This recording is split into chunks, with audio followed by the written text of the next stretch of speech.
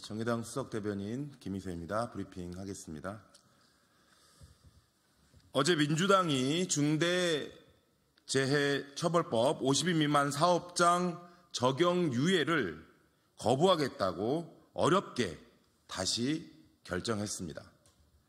민주당 지도부는 2년 후 산업안전보건청을 설립하기 전까지 법 적용을 추가 유예하자는 정부 여당의 제안에 사실상 중재법 유예 수용 직전까지 갔다가 정의당과 유가족의 호소 끝에 입장을 선회했습니다.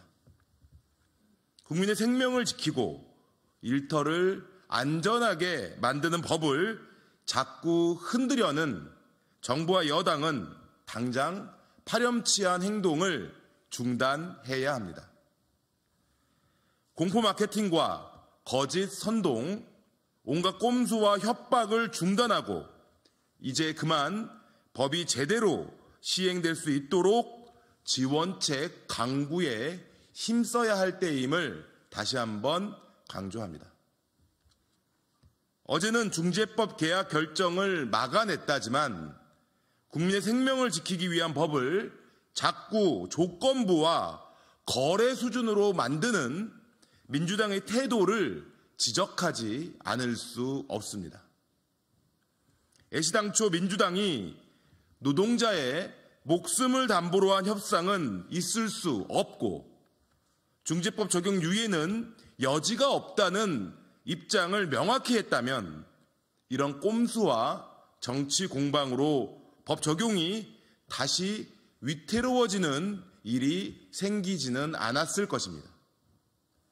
민주당 태도가 보다 단호했다면 윤석열 정부는 중재법 유예라는 어리석은 꿈을 꾸기보다 법의 시행을 위한 준비에 더 열을 올릴 수 있었다는 점을 명확히 지적합니다. 정부와 여당, 민주당에 분명히 경고합니다. 안전한 일터를 위한 상식적이고 귀한 법을 더 이상 누구도 흔들어서는 안 됩니다. 국민이 지켜보고 있음을 명심해야 합니다.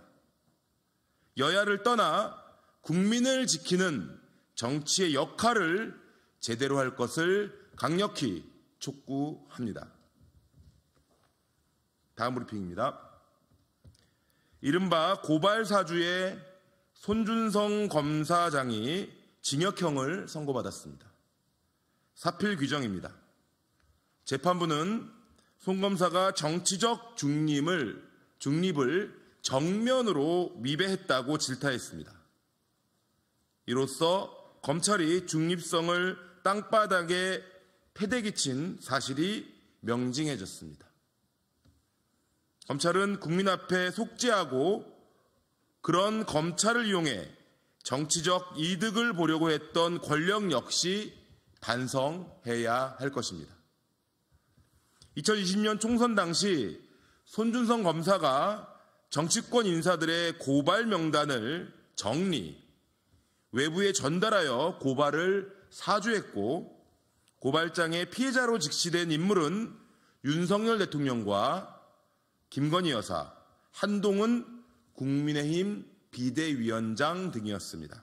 누가 봐도 뻔한 차기 권력을 밀어주고 지치 득거하기 위한 고발 사주였습니다. 이런 중대 혐의에도 손준성 검사장은 승승장구했습니다. 다른 건도 아닌 선거법 위반 혐의를 받고 있던 검사를 주요 보직에 임명하는 것은 상식에도 어긋날 뿐더러 무소불위의 권력을 국민 눈치 하나 보지 않고 휘두른 것에 불과합니다. 썩어 빠져있는 검찰의 현 주소입니다. 검찰은 지금이라도 제대로 된 반성을 하고 검찰의 중립성을 바로 세우기 위한 대책을 내놓아야 합니다.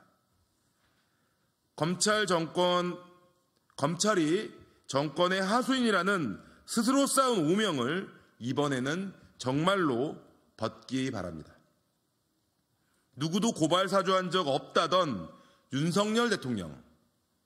의혹에도 불구하고 손준성 검사를 검사장으로 영전시킨 한동훈 국민의힘 비대위원장 또한 손준성 검사의 든든한 뒷배를 자임했던 것은 아니었는지 국민 앞에 분명한 입장을 밝혀야 할 것입니다.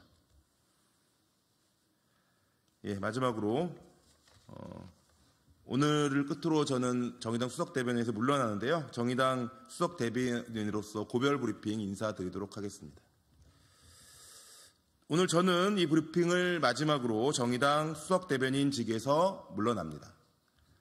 정의당이 선거연합정당인 녹색정의당으로 새롭게 출발하는 때에 맞춰 더 큰 활력과 도약을 위해 새술은 새없는 좋은 변화의 뜻입니다. 그동안 부족한 저를 많이 도와주시고 많은 가르침을 주신 기자 여러분, 또 옆에 수어통역사 선생님들, 국회 관계자 여러분 정말 고맙습니다. 정의당 당원, 당직자, 시민 여러분들께도 감사의 인사를 드립니다. 기쁜 만남, 좋은 인연, 고마운 배움 잊지 않고 앞으로도 진보 정치인으로서 소임 잘 해나가겠습니다. 다들 건강하시고 행복하십시오. 고맙습니다.